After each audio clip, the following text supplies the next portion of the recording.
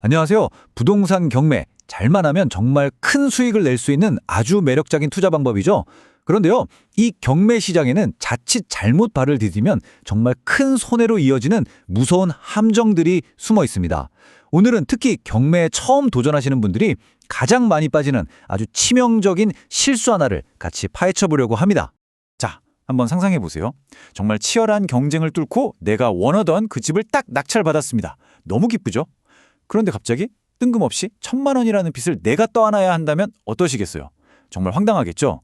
이게 그냥 하는 얘기가 아니라 실제로 정말 많은 분들이 겪는 상황이고요. 바로 오늘 우리가 다룰 이야기의 핵심입니다. 네, 이건 그냥 상상 속의 이야기가 아니에요. 수많은 첫 경매 투자자들이 실제로 맞닥뜨리는 숨겨진 함정입니다. 아니 도대체 어떻게 법원에서 진행하는 경매인데 이런 일이 벌어질 수 있는 걸까요?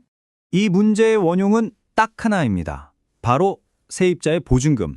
내가 얼굴 한번 본 적 없고 계약한 적도 없는 그 집에 살던 이전 세입자의 보증금을요, 새로운 집주인이 된 낙찰자가 전부 물어줘야 하는 그런 기가 막힌 상황이 벌어지는 겁니다. 아니 그럼 도대체 왜 이런 일이 생기는 걸까요?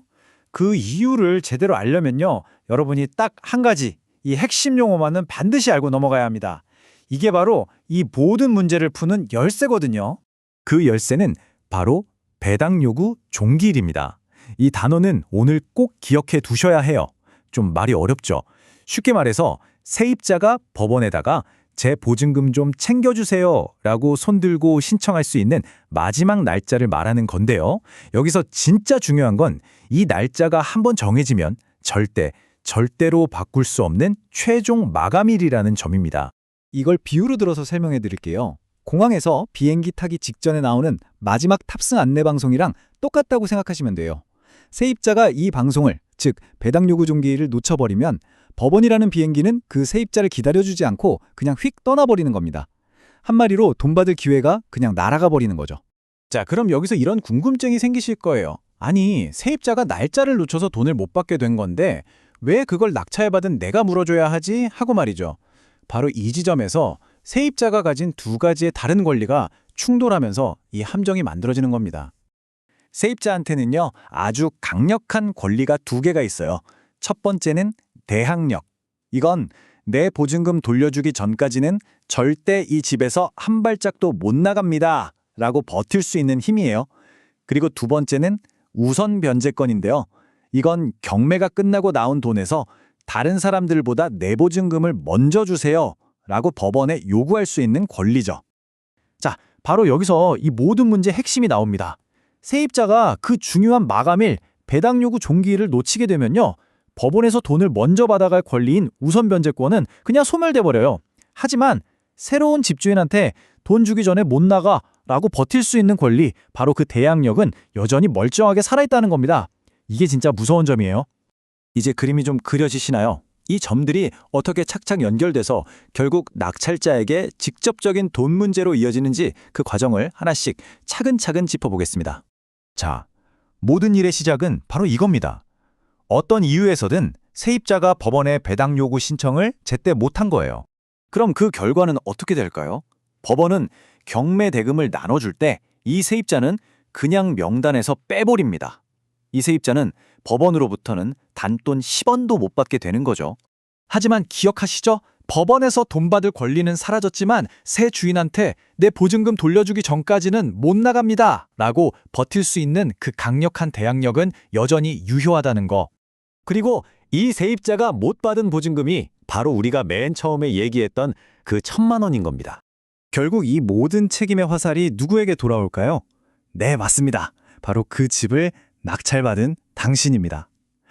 집을 온전히 내 것으로 만들려면 법원에서 처리해주는 것과는 아무 상관없이 내 생돈으로 세입자에게 보증금 1,000만 원 전액을 고스란히 물어줘야만 하는 상황에 처하게 되는 거죠. 자, 여기까지 들으시면 경매 무서워서 못하겠다 생각하실 수도 있어요. 하지만 너무 걱정 마세요.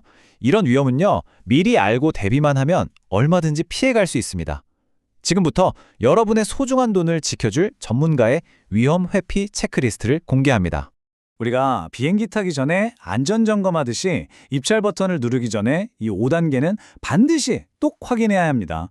세입자가 언제 이사 왔는지, 법원에 배당 요구를 했는지 안 했는지, 그리고 제일 중요한 거 내가 써낼 입찰 가격에다가 이 세입자 보증금까지 더했을 때 그래도 과연 시세보다 싼 게 맞는지 정말 꼼꼼하게 계산기를 두드려봐야 합니다. 그리고 마지막으로 혹시 모를 상황에 대비해서 시간과 비용 계획도 세워둬야겠죠? 특히 경매 서류 중에서 매각 물건 명세서라는 게 있는데요. 다른 건 몰라도 비고란, 즉 메모칸은 정말 눈에 불을 켜고 보셔야 합니다. 여기에 만약 대항력 있는 임차인 있음이라던가 배당 요구하지 않음, 아니면 제일 무서운 말이죠. 매수인이 인수함 같은 문구가 보인다? 그럼 바로 그 물건은 일단 멈추고 다시 검토하셔야 합니다. 경고등이 켜진 거예요. 여기서 전문가들이 공통적으로 하는 강력한 경고가 있습니다. 에이, 보증금이 얼마 안 되니까 법원이 알아서 다 처리해주겠지. 이런 안일한 생각은 정말 절대 금물이라는 겁니다. 꼭 명심하세요. 모든 것을 확인하고 책임져야 하는 주체는 법원이 아니라 바로 입찰에 참여하는 당신 자신이라는 사실을요. 네, 오늘 우리는 부동산 경매의 가장 위험한 함정 중 하나를 피하는 법을 확실하게 배웠습니다. 자, 그렇다면 여러분이 앞으로 마주할 다음 투자에는 또 어떤 우리가 모르는 디테일들이 숨어 있을까요? 항상 의심하고 꼼꼼하게 분석하는 습관이야말로 성공적인 투자의 가장 확실한 첫걸음일 겁니다.